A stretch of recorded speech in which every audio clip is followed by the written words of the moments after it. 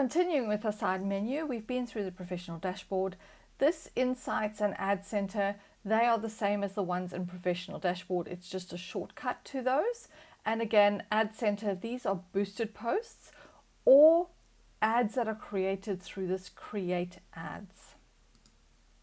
I'm not the biggest fan on using this platform to create my ads, but it has become a lot more user-friendly. It's not quite the same as boosting a post, but I don't feel that this has the same capabilities that the Ads Manager has. This is kind of like the Ads for Dummies version of the Ad Manager, but for the odd post, and there are definitely some companies where this makes a lot of sense to run their ads from here, so I will do a very quick overview on running ads from here. The first thing that you need to do is make sure that you have the correct ad account selected. It is always going to go and select your personal ad account connected to your personal Facebook page first. If you have an ad account that is set up for your company and you've set it up in the Business Manager, where you should have set it up, you will need to come through and click on this to the drop-down menu and select the ad account that you want to work with.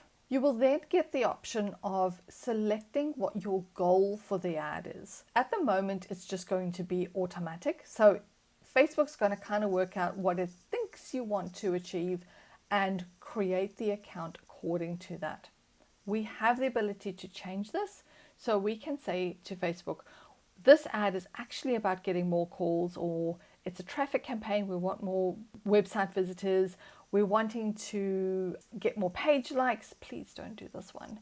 Quality of audience is not great when you use your page likes. So again, don't use this one. So you have a little bit of a say on what it is you're wanting people to do when they see this ad. It is quite limited though. So sometimes going with that automatic makes the most sense. You can then either use a post. So if I use a post, it's going to bring up every post that I've published on my page if they can be advertised. Obviously share posts and that you can't, but these are ones that we've posted directly, so we can use post. Christmas, geez. We can then go and change our description. Quite interesting that we're able to bring up a post that we've posted before, yet we're still able to change that description. So you might have just wanted that image, but you're wanting to change it out a little bit. You can change your headline. You can change your call to action. So I'm looking for book now. My website link. Everything here is changeable. I find it interesting that it's giving us our daily estimated results. I've never really found that these results that they estimate are even vaguely accurate. It's telling me that I'm spending, your ad will run for 7 days and a budget of 4 days for 7 days. So that is my budget in Australian dollars. It's telling me I'm going to have about 36 to 105 link clicks. This is a very, very broad estimate. The only time I would ever really look at that and take note of it is if I was spending maybe $1,000, but it was only showing that I would get 36 to 105 link clicks. Then I'd think, maybe there's something wrong with my link or the image or something that's going on with there. But again, as I say, not the most accurate, but it does give you a sort of ballpark idea of what you're looking at. If you are running credit, employment, housing, social issues, election, or politics, you need to make sure that you select this on. It is going to have an effect on your audience and who you can target, but it is really important that you do say to Facebook that your ads relate to any of these issues if they do, because if you are caught running a employment ad and you haven't selected this, your account will be shut down. Not only your ad account, but your Facebook account, because you're doing this through the Facebook platform and not through the ad account. There will be some real big issues. So make sure that if you are potentially in any of these special ad categories, that you do say that you are. From here, you can have a look at your audiences. When we look at our audience and our targeting, we can go through and choose the advantage audience. What an advantage audience is basically saying to Facebook, we trust you 100%. You go ahead and do whatever targeting you want to whoever you want. Generally, this is going to be from 18 to 65 plus and nationwide, so it'll be across the whole of Australia. You don't get to change a lot in here. I have found that if you're spending a big enough budget, and I'm talking maybe $200, $300 a day, if not more, the Advantage audience can be very beneficial. So I've had some brilliant results using this Advantage audience, but only for campaigns that are spending high. When I have smaller campaigns, by choosing my targeting very carefully, I'm actually able to maximize my results. In order to be more specific with your targeting, come through to people you choose through targeting, and you're able to edit this. You're able to edit your age, whether you want for male and female. You can do your location, and you can go through and add interests. Now be careful of going too narrow. So if I'm only looking for people that are interested in social media, you can see here that it's telling me that my audience is in the red line. And red line is telling you that it's too specific. They really do want you to try and be in this green or broad line. So the green or yellow. Green is the most ideal for your business. It means that there's enough people in the Facebook audience to actually feed your products out to. If your audience is too narrow, you'll find that either there's not enough people or it's a very, very expensive audience to reach, and your campaign will either be extremely expensive or not even feed out at all. Another thing to note is as we change these audiences here, we will notice that our estimated daily results will change. As I said before, it's not very accurate. However, if I chose an audience and then looked up here and it said that my account centers reach was 20,000, but my link clicks that I'm going to get a day is 2, I would be thinking that there was a problem with the audience. You can also target people who like your page. So basically this is just those retargeting campaigns. Obviously retargeting campaigns are a little bit more advanced, but you may want to make sure that the people who are following your page are getting a certain message, so you can select people who follow your page. The people who like your page, warm audience, you already own them, and people similar to them is looking at your audience and people and Facebook finding people that are similar. Now, this is why it's really important not to invite family and friends and people who are not linked to your business in any way.